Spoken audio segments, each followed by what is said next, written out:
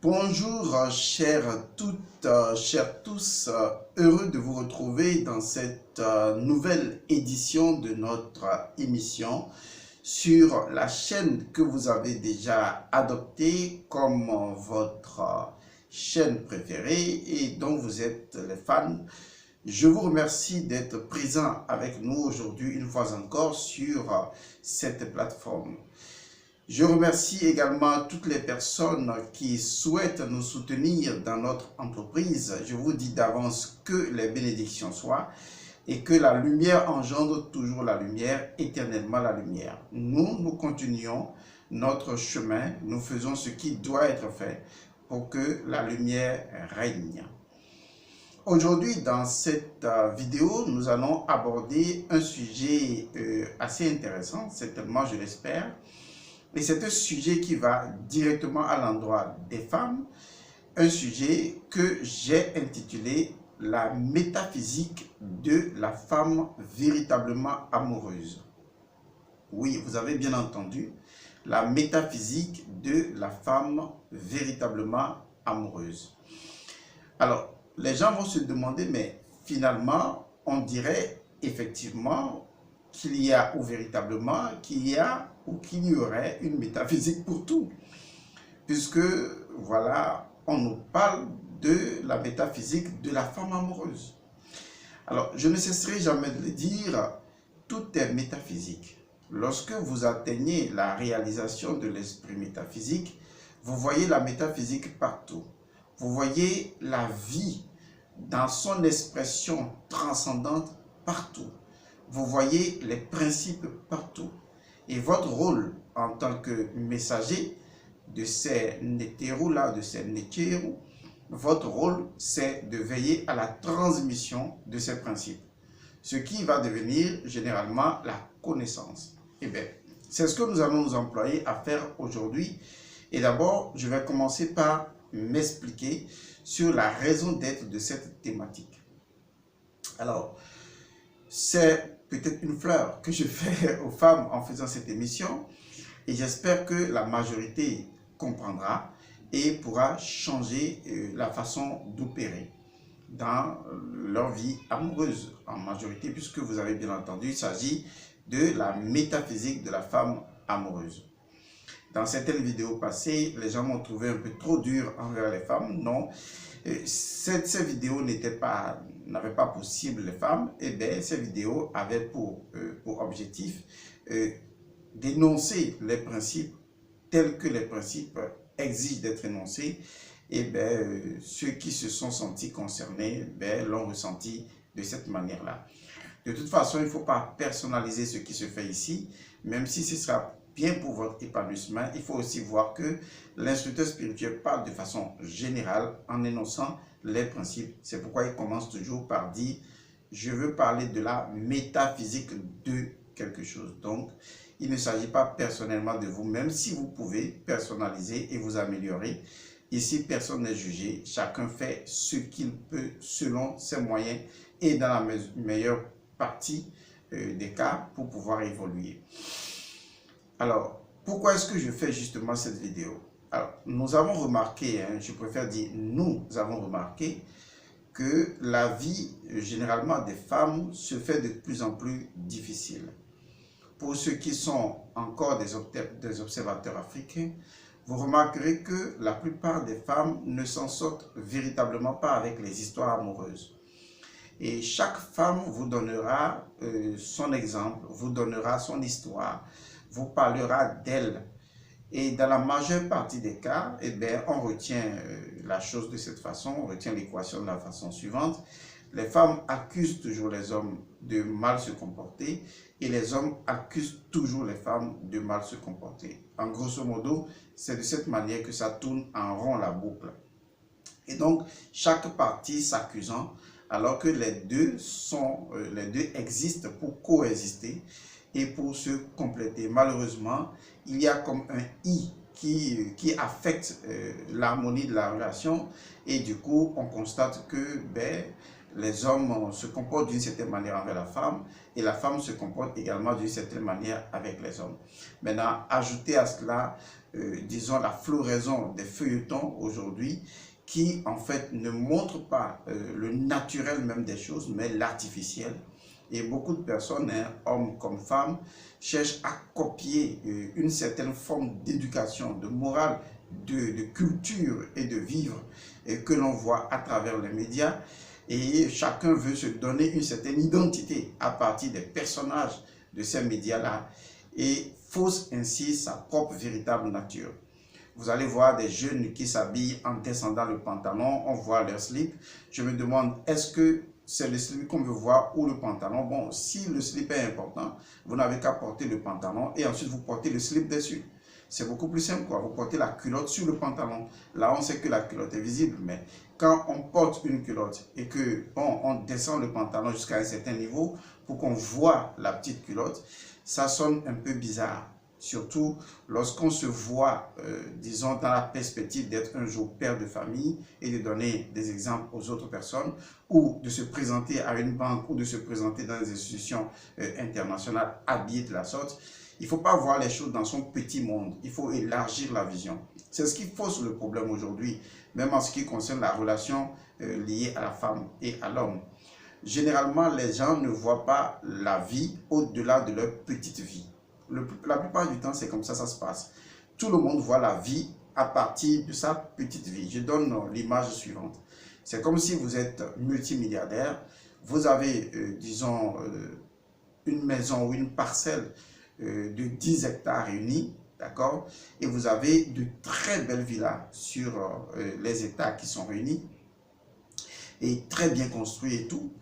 Et avec des pistes même d'atterrissage d'hélicoptères ou même des pistes de jeu ou des terrains de jeu, de tous les jeux diversifiés.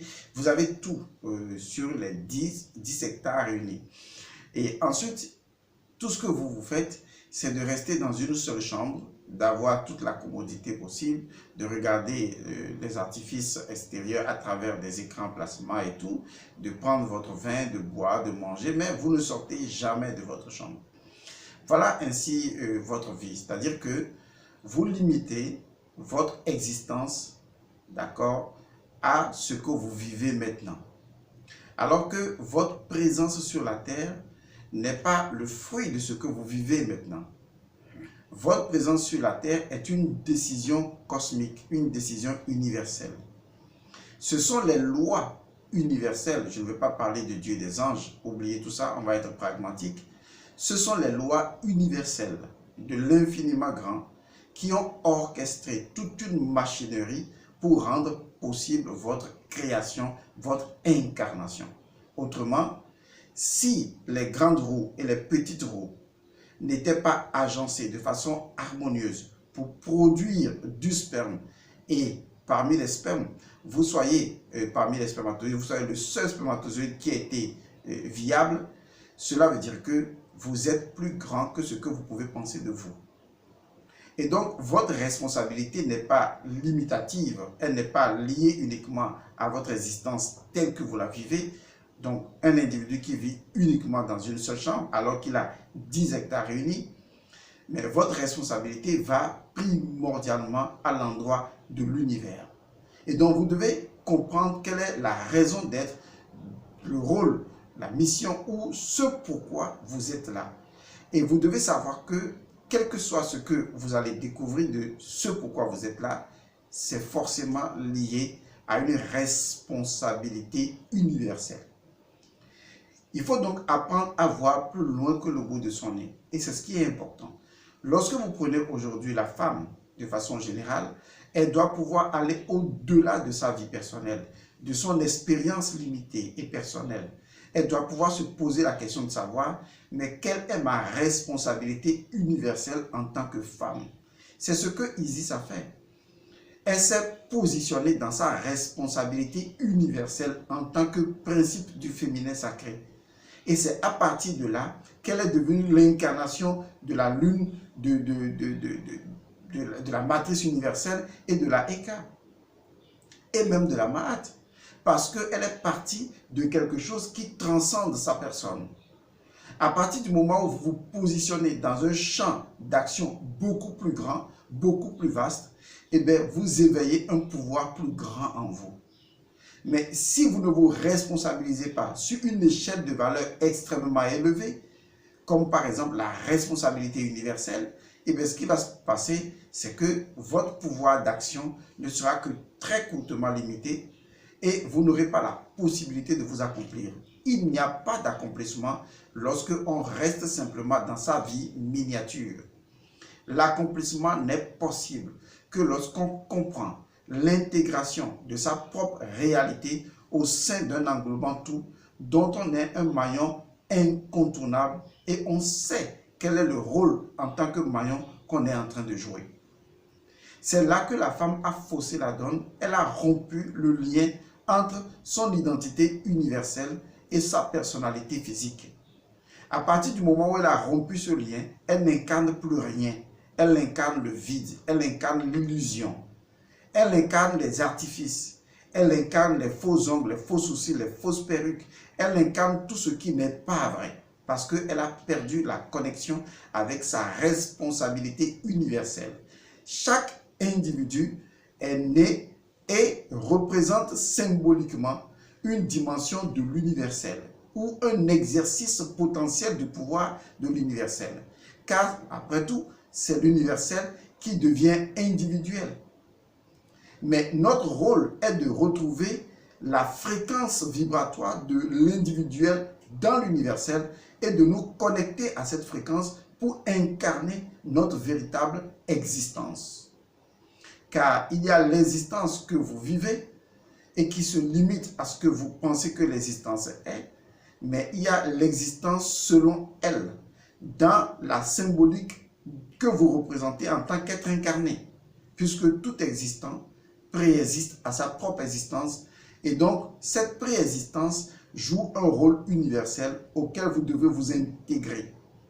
Je parlerai donc de l'intégration individuelle au code universel pour pouvoir retrouver ce que j'appelle la complétude et retrouver l'accomplissement ou l'auto-accomplissement. C'est ce qui manque aujourd'hui. Et donc, lorsque j'intitule cela la métaphysique de la femme véritablement amoureuse, c'est pour une raison, permettre à la femme de sortir de son rôle miniature, de ne voir que son corps. Parce que si vous voyez aujourd'hui sur les réseaux sociaux, la femme semble n'exister que par rapport à son corps. Et à partir du moment où son corps commence à flétrir au fil des âges, elle n'a plus rien à vendre, elle n'a plus rien à présenter, parce qu'en ce moment-là, elle n'a même pas cultivé les valeurs intègres, universelles, qui pourront faire d'elle un charme nouveau. Et donc, elle a tout perdu et elle est remplacée par une nouvelle génération de filles encore plus jolies, encore plus belles, qui prennent le dessus. Et elle n'a pas su mûrir pour présenter quelque chose de nouveau. Et donc, aujourd'hui, généralement, la femme ne se voit valoriser qu'à travers son corps, qu'elle encombre de parures, des fois inutiles, juste pour donner une forme d'illusion, pour attirer l'attention. Mais est-ce que c'est véritablement ce dont elle a besoin? Parce qu'elle incarne une dimension fondamentalement spirituelle qui est connectée à l'universel et dont elle doit être l'incarnation consciente. C'est ce qu'on appelle la nature de Isis. Et tant que la femme n'incarne pas cela, elle ne peut pas voir Osiris. Et c'est la raison pour laquelle je vous propose la métaphysique de la femme véritablement amoureuse. De quoi il est question?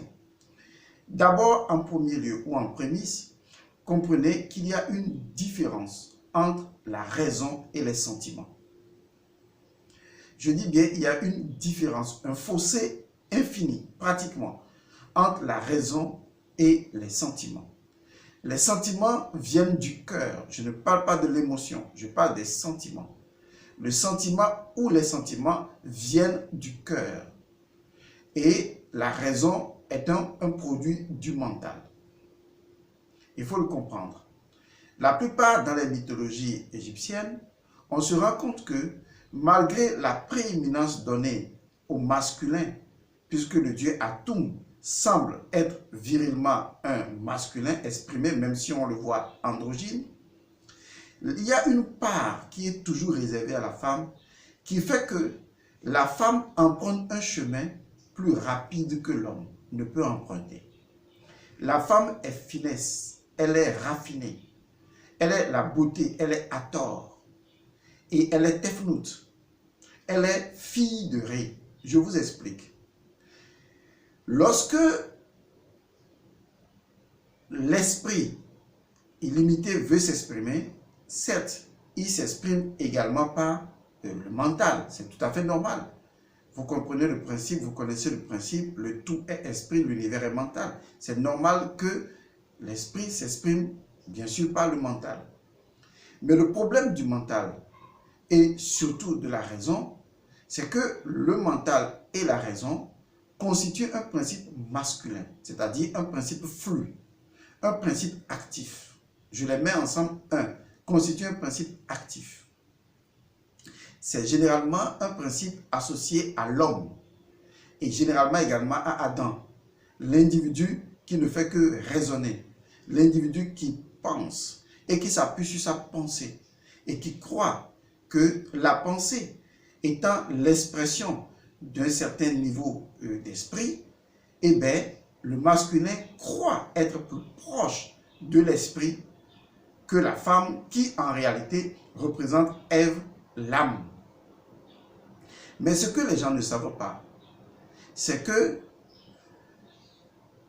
la fille de Dieu, que ce soit Hathor, que ce soit Isis ou que ce soit Tefnout, Isis, je vais parler avec Isis, partir avec Isis, elle emprunte un chemin détourné pour aller demander à Dieu ou à Ré de lui révéler son nom secret. Et elle a pu l'avoir rien qu'en empruntant un chemin détourné. Je vous explique. La femme utilise le cœur et les sentiments pour rejoindre directement l'esprit. Alors que l'homme tente désespérément, j'ai bien dit tente désespérément, de joindre l'esprit à partir de la raison, de la logique et du mental. Entre les deux voies, la voie la plus certaine, la voie des vérités absolues, c'est la voie du cœur. Et le cœur est associé directement à l'intelligence. C'est la raison pour laquelle, lorsqu'on veut juger l'individu à la fin de sa vie sur le plateau de la balance, où on pose, n'est-ce pas, le cœur. Vous voyez, c'est le cœur qu'on pose sur un plateau de la balance, et sur l'autre plateau, on pose quoi? La plume de la Maat. Or, la Maat est toujours représentative du féminin, parce que c'est toujours en relation avec le cœur. Le cœur est Maat, c'est la même chose. Une fois que les deux peuvent rester sur deux plateaux, représentant l'alter ego ou l'opposition, ou le reflet de l'autre, le cœur est Maat. Le cœur est Tefnout, le cœur est Isis, le cœur est Hathor. C'est pourquoi on dit souvent dans le jargon que le cœur ne ment pas. Parce que le cœur représente la femme. Le cœur est le domaine de l'intelligence. Et le cœur est le domaine des sentiments. Les sentiments ne mentent pas. Donc, bien que de façon allégorique, Dieu ait positionné la femme dans une position pratiquement, disons, inférieure ou de soutènement, j'en ai déjà parlé, de soubassement ou de trône, puisque la femme est le trône sur lequel l'homme s'assoit. Donc, elle est soumise, elle est soumise, elle est mise sous. Vous voyez, elle est la matrice, donc elle est mise sous l'homme. Ce qu'on oublie, c'est que Dieu même est mis sur quelque chose. Donc, en même temps que la femme est soumise, c'est-à-dire mise sous, est soumise en tant que matrice à l'homme, de la même manière, la femme est le soutènement de Ré lui-même, c'est-à-dire le soubassement de Ré, la matrice de Ré. C'est la raison pour laquelle Isis a pu avoir le nom secret même de Ré. Le nom secret qui lui confère la même position que Ré. C'est ce qu'il y a à comprendre dans cette réalité. Mais Isis a emprunté un chemin. Elle a emprunté le chemin du cœur, le chemin de l'intelligence et surtout le chemin des sentiments. Eh bien, je reviens pour vous dire une grande vérité. Seules les femmes peuvent comprendre cette vérité. Vous savez, l'homme peut se tromper. Je dis bien, l'homme peut se tromper. Il est même créé ainsi pour se tromper. Parce que la raison a besoin de se tromper. La logique a besoin de se tromper. Le mental a besoin de se tromper. Parce que si le mental ne se trompe pas, si la logique ne se trompe pas, si le raisonnement ne se trompe pas, eh bien, il n'y aurait pas de logique, il n'y aurait pas de raisonnement, il n'y aurait pas de mental. C'est normal que le mental se trompe. Mais, et c'est là que l'homme est positionné. Donc, c'est normal que l'homme se trompe. L'homme peut se tromper. Mais Dieu a créé la femme. Et cela va vous étonner, mais croyez-moi, Dieu a créé la femme naturellement pour que sur les questions de sentiments, sur les questions d'amour, sur les questions de choix du conjoint, sur les questions de choisir son homme de vie, Dieu a donné cette qualité d'intuition, de cœur, de relation avec la mère et de relation directement à la matrice même de Ré. Dieu a donné le pouvoir à la femme de ne jamais se tromper. Je dis bien, en ce qui concerne les questions de sentiments, de tomber amoureux, je vais le dire comme une femme, de tomber amoureuse et de savoir en tant que femme que c'est lui que j'aime et que c'est lui que je choisis, je vais vous dire une chose aujourd'hui, la femme ne peut pas se tromper. C'est impossible que la femme se trompe. Les sentiments ne se trompent jamais. Retenez ça, en termes de principe métaphysique, les sentiments ne se trompent jamais. Ce n'est pas possible. L'intuition associée aux sentiments, les sentiments associés au cœur, à l'intelligence infinie, à la maths, le cœur ne se trompe jamais. Les sentiments ne se trompent jamais. C'est normal que la raison se trompe. C'est normal que la logique se trompe. C'est normal que le mental se trompe. Mais le cœur ne se trompe jamais. C'est pourquoi les Égyptiens très intelligents ont choisi le cœur pour représenter la maths, parce que pour eux, le cœur dit toujours la vérité. Et sur le plateau de la maths, avec la plume, le cœur ne peut pas mentir. Ce n'est pas possible. Le cœur dit toujours vrai. C'est le mental qui aime les calculs fallacieux et les masturbations inutiles. Dieu a donné aux femmes le pouvoir ultime à travers les sentiments et le cœur de ne jamais, jamais, jamais se tromper. Mais la question à se poser est la suivante. Pourquoi aujourd'hui beaucoup de femmes se trompent-elles alors dans le choix d'un conjoint? Et je vais vous le dire de façon très claire. Et je vais retourner à la Bible. Des chrétiens, puis c'est ce que vous connaissez généralement. La Bible dit, lorsque la femme a soi-disant désobéi, après les condamnations supposées de Dieu, Dieu dit à la femme, ta convoitise te mènera vers l'homme, et lui, il dominera sur toi. Cette phrase, d'où qu'elle vienne, elle est métaphysiquement vraie.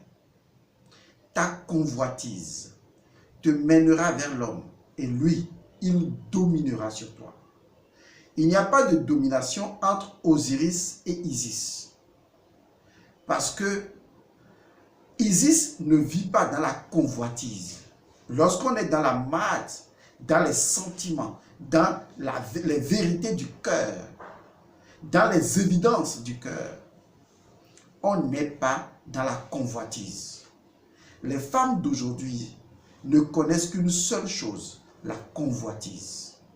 Elles ont de gros yeux. Elles veulent tout. En fait, elles ne sont pas centrées sur l'amour. Quand elles regardent un homme, elles ne regardent pas le cœur. Elles ne s'écoutent pas. Elles n'écoutent pas leurs sentiments. Elles écoutent la raison. Elles écoutent le bruit mental. Elles écoutent le raisonnement mental. Elles font des calculs. Elles regardent l'homme. Elles regardent sa beauté. elle regarde son habillement, elle regarde ses possessions, elle regarde autre chose, la convoitise.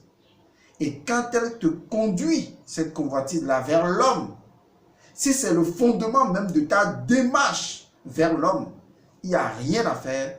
Les femmes subiront toujours les désagréments qu'elles subissent aujourd'hui. Et elles n'auront, je suis désolé de le dire, qu'à s'en prendre à elles-mêmes, parce que la loi naturelle est claire. Les mêmes causes produisent les mêmes effets. Même si c'est une petite once de convoitise, cela crée une chaîne de conséquentialité qu'on appelle la causalité. Cela engendre des événements imprévisibles liés à la confusion chance-malchance et l'individu finit toujours, c'est-à-dire la femme, par se retrouver dans un étau et elle ne s'accomplit jamais, elle ne s'auto-libère jamais parce que le fondement même du départ, la motivation première est associée totalement à la convoitise.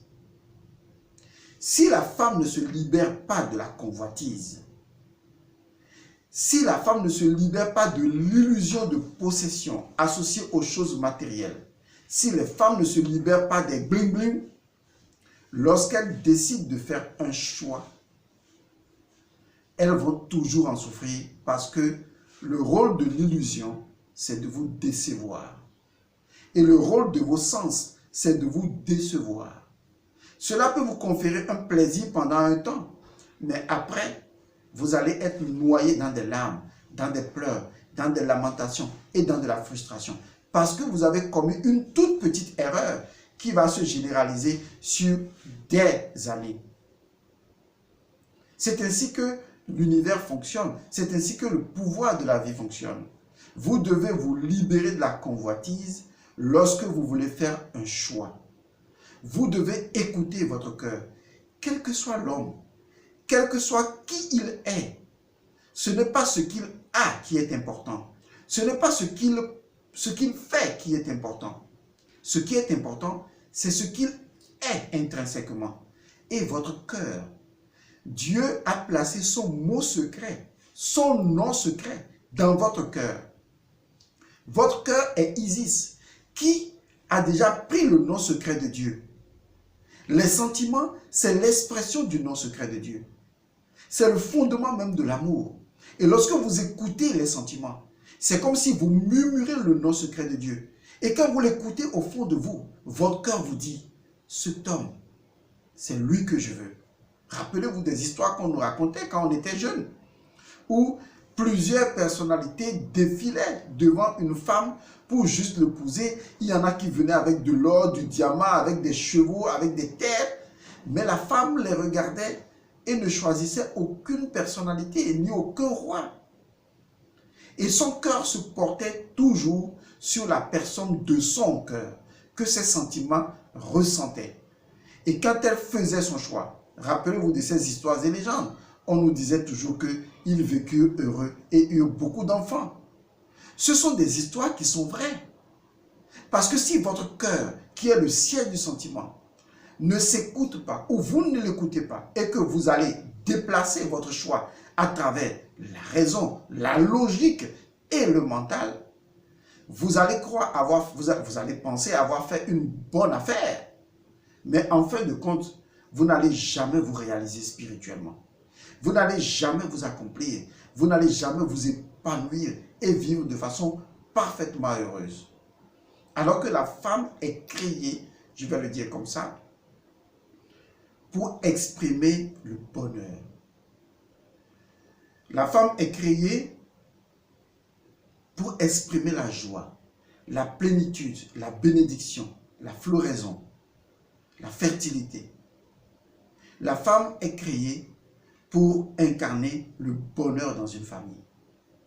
Et lorsque vous choisissez l'homme que votre cœur a choisi, que votre cœur qui détient le nom secret de Dieu, que la marde qui détient le nom secret de Ré, murmure et qu'on appelle les sentiments.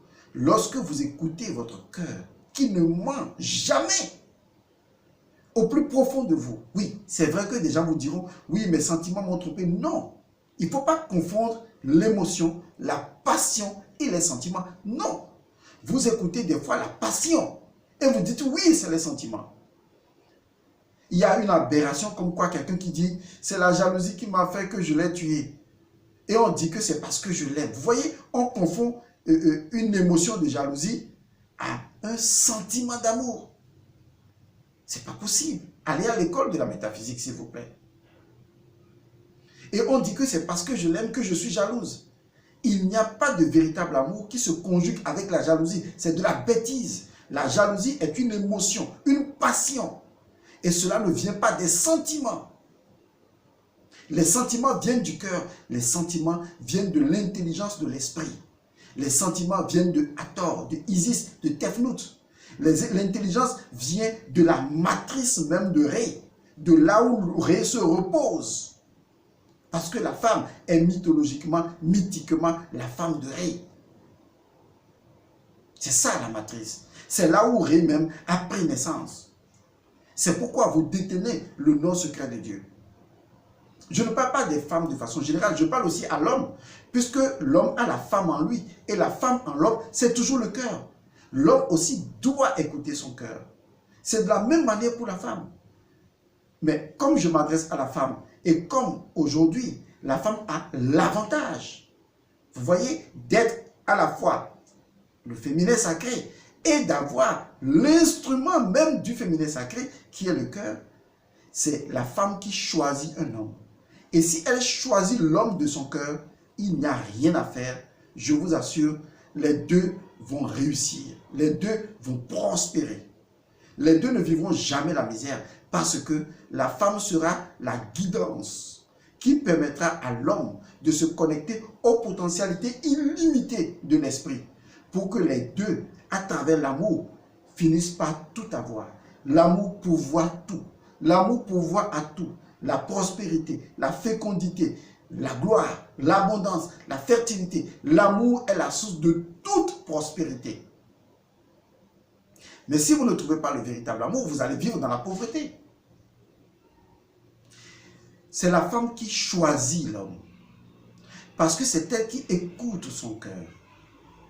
Et si elle écoute vraiment le cœur, en dehors de toute convoitise, le cœur ne se trompant jamais, parce que c'est le fondement principal même de la maths. La femme ne se trompera jamais quant à son amour.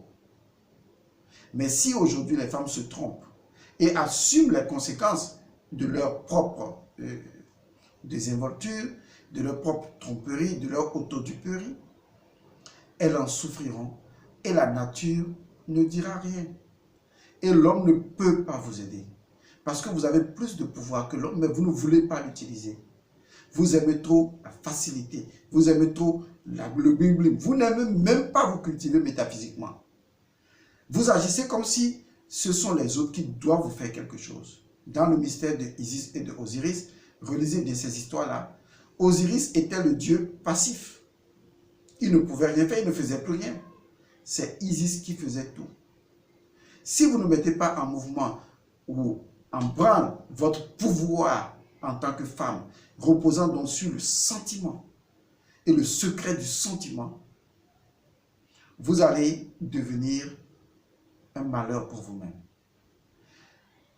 Un homme averti en vaut 2, une femme avertie en vaut 7. Je vous remercie d'avoir suivi cette vidéo.